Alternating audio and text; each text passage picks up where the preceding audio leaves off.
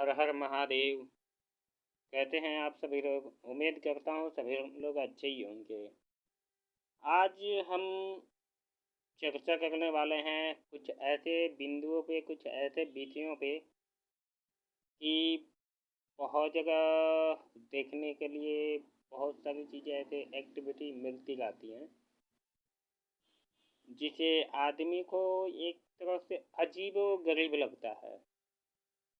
ठीक है, जैसे अगर आप एग्जाम्पल के तौर पे मान लीजिए कोई सीधा साधा व्यक्ति जा रहा हो, उसके पीछे चार लड़के होते हैं या जो उम्र दराज के लोग होते हैं, उनको छेड़ना बिना वजह या ताने देना या किस तरह का ऐसी एक्टिविटी करते हैं जिसे कि हर व्यक्ति को थोड़ा बुरा लगता है।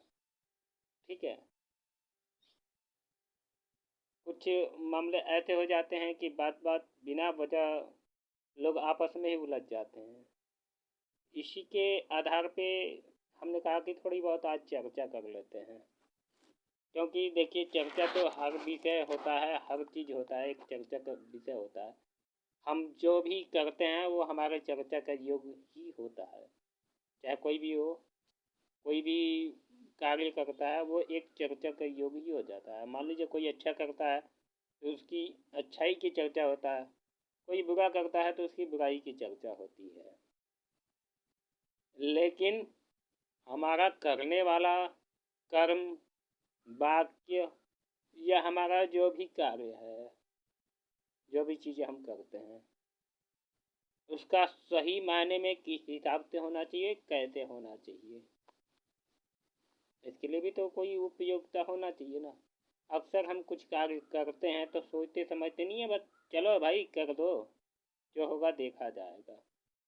ये अधिकांश लोग अपने मन में एनालिसिस करते रहते हैं। ठीक है, तो इसी बात को हमने कहा चलो आज थोड़ा इसी का चर्चा कर लेते हैं, ताकि लोगों को भी समझ में आए, कुछ अपने भी समझ में आ जाए। कोई कोई चीज़ ऐसी होती है हम दूसरे को समझाते हैं तो हमें भी उसके अनुसार ही हमारी भी समझ थोड़ा बढ़ने लगती है। कोई भी है, हम हो या कोई भी हो, ज्ञान देने से ज्ञान बढ़ता है, घटता तो है नहीं। एक श्लोक है,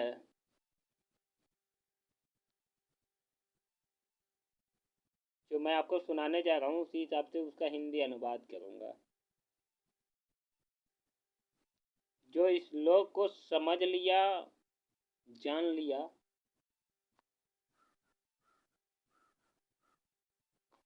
उस हिसाब से अगर चलना शुरू कर दिया तो उसके जीवन में बहुत सारे बदलाव आ जाएंगे।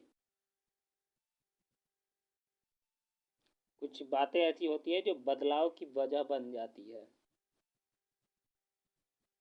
तो वही श्लोक के माध्यम से हम आपको अनुवाद करके कोशिश करेंगे कि अच्छे से अच्छे बता पाएँ, अच्छे तरीके से आपको समझा पाएँ। इससे पहले जो भी हमारे यूवर्स हैं, सब्सक्राइबर हैं, या जो भी हमारे वीडियो देखते हैं, उन सबसे अनुरोध है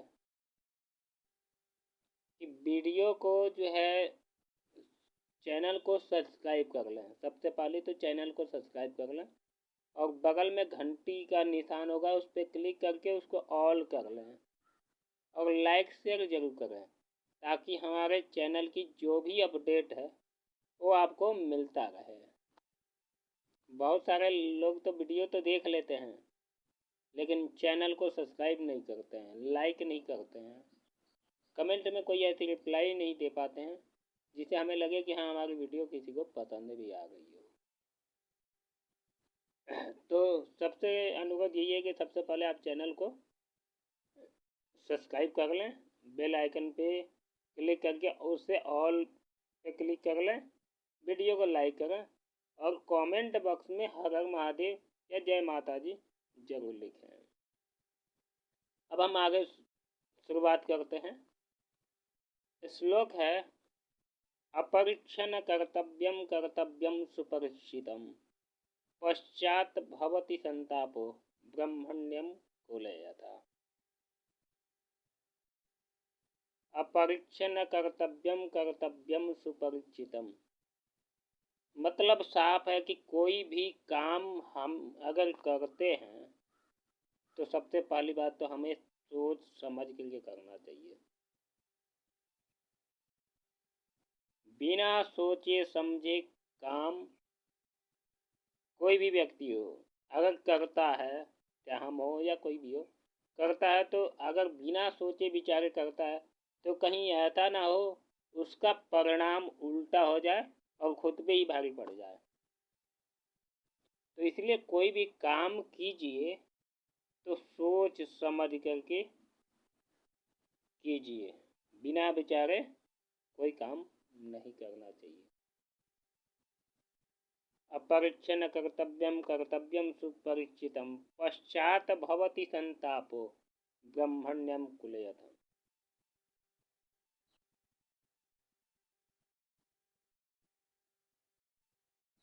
कहीं ऐसा ना हो बाद में पछताना पड़े। पश्चात भवति संतापो ब्रह्मण्यम कुलयत। जैसे इसकी कहानी जुड़ी है एक ब्राह्मण परिवार से। लास्ट में हमने कहा ना ब्रह्मण्यम कुलयथ, यानी ये कहानी किसी ब्राह्मण परिवार से ही जुड़ी हुई है। अब कहानी का मार्ग प्रशस्त ऐसे है,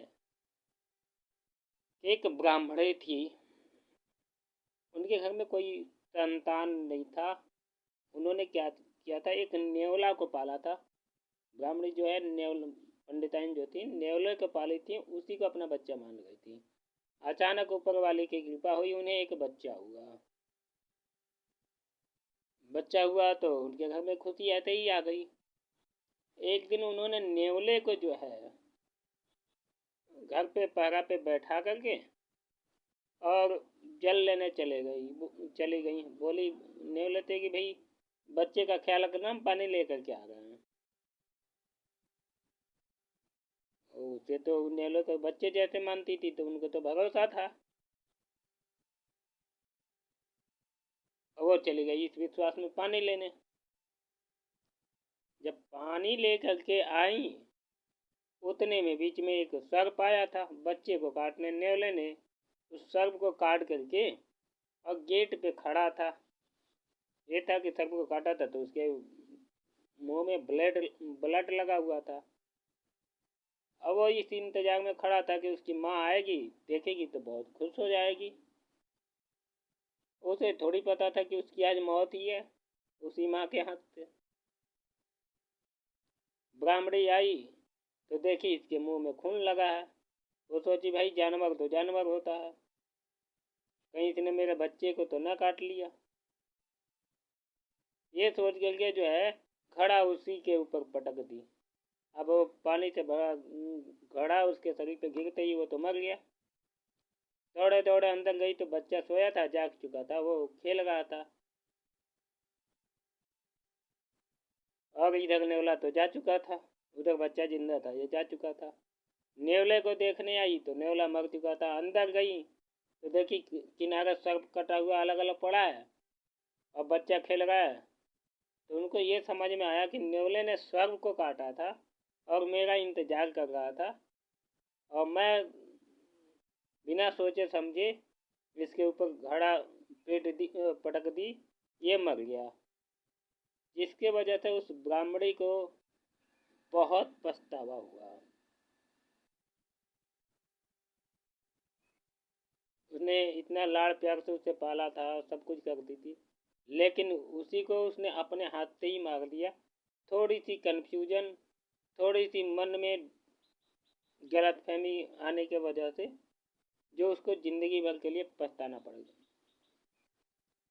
तो वैसे ही कोई भी कार्य कीजिए, कुछ भी कोई भी काम करें, कोई भी जैसे ऐसे काम करने जा रहे हैं, मान लीजिए हमें किसी से लेन देन करना है या कोई ऐसे काम करना है, तो पहले सोच लें, समझ लें, कहीं ऐसा ना हो कि बाद में पछताना पड़े, उसके लिए नुकसान आपका चला जाए। उम्मीद करता हूँ कि इस श्लोक के माध्यम से आप लोग को बहुत कुछ सीखने के लिए मिलेगा। ऐसे ही अन्य वीडियो भी हम डालते रहेंगे और डालते हैं ही। सबसे पहली बात तो अनुरोध है कि चैनल को सब्सक्राइब कर लें, बगल में घंटी आएगा उस पर क्लिक करके ऑल कर लें, ताकि हमारे वीडियो का हर नोटिफिकेशन आपको मिलता रहे, ताकि जो है आपको अच्छी अच्छी जानकारियाँ हमारे चैनल के माध्यम से आप लोग को मिलते रहें। जय महाकाल, जय माता दी।